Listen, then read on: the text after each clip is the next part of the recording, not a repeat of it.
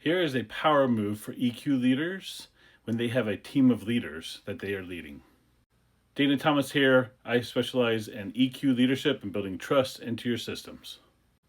So, still on the topic of leadership offsites, and the power move is to ensure that the team has team voice and situational awareness across the work of their peers. So this team of leaders, this one team that we're trying to get to that level, you have to make sure that they are aware of each other's work. Got a story to share. So I had a leader, I've been coaching him for a while. He had a leadership offsite coming up. He came to me and said, I really want help with prioritizing our epics or bodies of work across my leadership team. So I offered to him a technique called weight it shortest job first. I'm not talking about that. It's more the output or the outcome that created.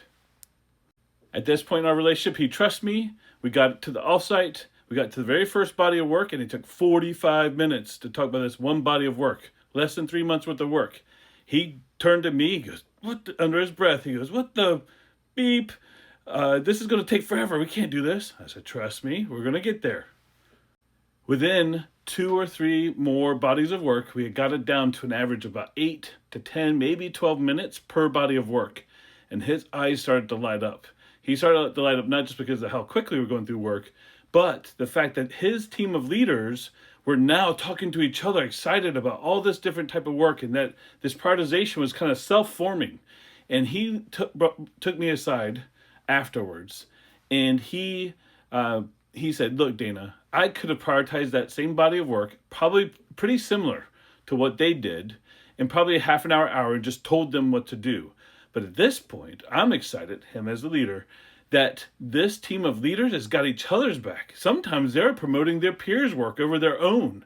And at the end of the day, at the end of this offsite, they were all on board. They were situationally aware of everybody's work. They all had voice in every body of work to some degree on what its value was, what its value wasn't. And at the end of the day, now they had each other's back. This leader didn't have to be the bridge between all his leadership team. They had built that in this offsite together. Ever since then, that leader has built and tested different ways to make sure that everybody was aware of each other's work and that they had each other's back, so that freed him up to actually enable individuals and keep that site across everything, and had to do a lot less explaining in the process. So, team voice along with situational awareness helps bring us closer to one team. Follow me if you want more content around EQ leadership and how to implement that in your teams.